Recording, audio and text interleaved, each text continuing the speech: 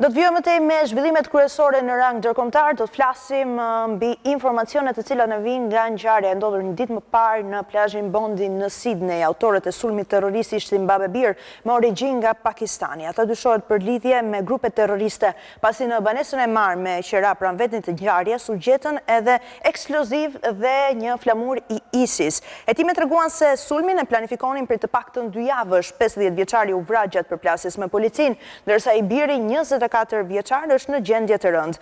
Nga sulmi me armë gjatë festës hebraike në plazhin e Sydney në Australi u vran 15 persona, ndërsa 40 të tjerë, përfshirë edhe 2 oficerë policie, janë plagosur. Babe Bir ishin autorët e masakrës në Australi që la 15 të vrarë në një event për festën hebraike Hanuka. Policia e shpalli ngjarje një sulm terrorist, ndërsa babai 50 vjeçari Sajid Akram mbeti i vrarë, ndërsa i biri 24 vjeçar Navid u plagos dhe është në gjendje kritike në spital. Të paktën 40 persona mbeten të plagosur, përfshirë 2 oficer policie që janë në gjendje të rëndë. Mes viktimave ishte një vajzë 10 vjeçare, një rabin dhe një mbijetuar i Holokaustit. Një nga autorët ishte emër i njohur për policinë, por nuk ishte konsideruar kërcënimi menjëhershëm. Ndërkohë babai kishte pasur një leje për armë zjarri që nga viti 2015 dhe kishte 6 armë të regjistruara. Ministri i Brendshëm australian tha se 50 vjeçari kishte mbritur në Australi në vitin 1998 me një vizë studentore, ndërsa djali i tij ishte një shtetas i lindur në Australi.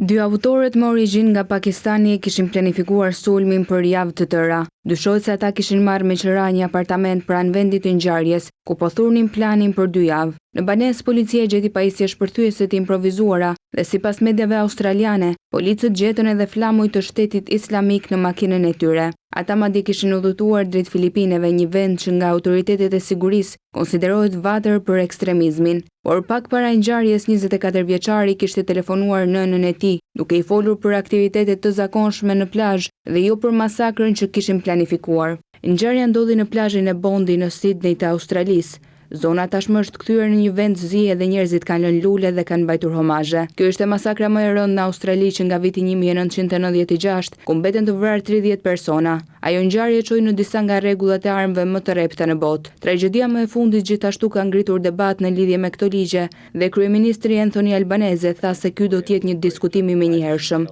Qeveria është e përgatitur të ndërmarrë çdo veprim të nevojshëm, duke përfshirë nëse është e nevojshme ligje më të ashpra për armët, tha Albanese. Do të ndalemi për të folur për identitetin e autorëve të kësaj ngjarje të ndodhur një ditë më parë në plazhin Botney të Sydney në Australi. Babe Bir, Sajid Akram, 50 vjeç, Navid Akram, 24 vjeç, qëlluan mbi qytetarët të cilët nisin kështu edhe ditën e parë të Hanuka në këtë festë hebraike në plazhin Bondi. Diskutohet tashmë për identitetin e tyre dhe origjinën e tyre pakistaneze dhe shumë informacione për sa i përket edhe arsyeve të kryerjes së kësaj këtij krimi makabër, në fakt. Bëhet fjalë për bindje ekstremiste, kështu ka shprehur dhe kryeministri australian Anthony Albanese në konferencën e tij zyrtare për shtyp. 15 viktima mbi 40 persona të plagosur. Navid Akram, 24 vjeç, është ai që ka mbetur gjallë nga 2 autorët e sulmit. Ai gjithashtu, sipas informacioneve tashmë të bërë dishpunuesme nga burimet brenda edhe Australisë dhe mediave australiane, duket se është hetuar dhe është marrë në pyetje për 6 muaj rresht nga Organizata Australiane e Inteligjencës së Sigurisë për lidhje të dyshuara me Shtetin Islamik, për një miqësi me një të arrestuar për terrorizëm dhe madje edhe për krime terroriste. Gjithashtu, ka folur edhe gruaja e Sajid Akram, mamaja e Navid Akram, e cila fillimisht ka shprehur mosbesimin e saj se i biri bashkë me bashortin të kenë kryer në fakt edhe këtë krim.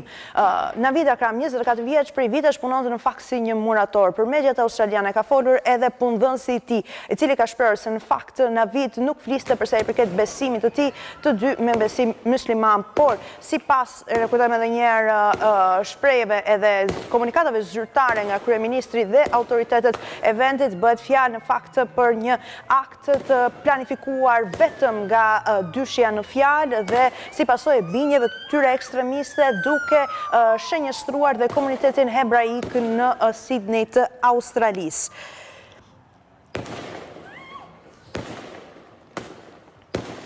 Punonte si murator prej vitesh Navid, ai ka mbetur gjallë, pavarësisht se është në gjendje të rëndë si pasojë plagëve të marra. Disa detajet të cilat vijnë nga videot e dokumentuara nga dëshmitarët në vendngjarje tregojnë se në fakt Navidi ishte duke larguar persona të cilët ishin kalimtar në rrugë, që nuk ishin pjesë e ditës së parë të festimeve të Hanuka në plazhin Bondi, duke insinuar dhe duke bërë pra edhe me veprimin e tij të qartë se shënjestra e tij ishte komuniteti që po zhvillonte edhe festimet në plazhin Bondi. E në fakt janë publikuar disa pamje të një prej viktimave, janë 16 viktima, me shtyre në fakt të gjinive moshave ndryshme, fatkeqësisht edhe një vajzë 10 vjeçare është ndarë nga jeta si pasojë e plagëve të marra nga të shtënat marrëmzjarri nga dyshja Akram në fjalë. Në këtë video që do shohim në këto momente, duke se si qëllohet në fakt një person businessman, Reven Morrison, është personi veshur me të bardha, i cili duket se i drejtohet Sajid Akram. Pavarësisht se ky është shënjestron, Reven Morrison nuk largohet, por duket se i drejtohet për të komunikuar diçka. Fatkeqësisht biznesmeni në fjalë antar e komunitetit Chabad u vrasi si pasojë e sulmit të Sajid Akram.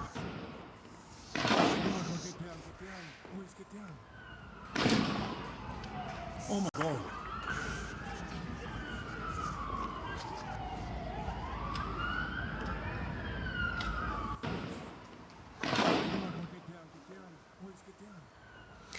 Si pasojë e fluksit njerëzve në plazhin Bondi të Sydneyt në Australi, kemi video të cilat dëshmojnë hap pas hapi se si është zbërthyer dhe gjithë ngjarja, një ndër ngjarjet më fatale dhe më tronditëse jo thjesht për Australinë, por për të gjithë botën. Në rrjetet sociale qarkullojnë në fakt nga këndet ndryshme, në cepat ndryshme të plazhit apo edhe afër urës, në fakt ku u krye edhe kapja edhe arrestimi i të vetmit të gjallë që ishte në këtë rast Navid Akram dhe babait të tij i cili kishte vdekur në atë moment si pasojë e të shtënave nga një oficer policie, por gjithashtu janë shpërndarë dhe informacione të rreme në rrjetet sociale për sa i përket identitetit të një ndër autorëve të mbetur gjallë të sulmit. Është një tjetër Navid Akram, i cili është gjetur nga përdoruesit e rrjeteve sociale në Facebook dhe menjëherë është identifikuar si autor i sulmit. Është personi veshur me një bluzë të gjelbërt të një skuadre kriketi, i cili është gjithashtu pakistanez. Mirë po, pas edhe shpërndarjes së një videoje nga konsulata e Pakistanit në Sydney, Navid Akram ka bërë një thirrje për komunitetin ndërkombëtar. Nuk jam unë, nuk kam të bëj me incidentin.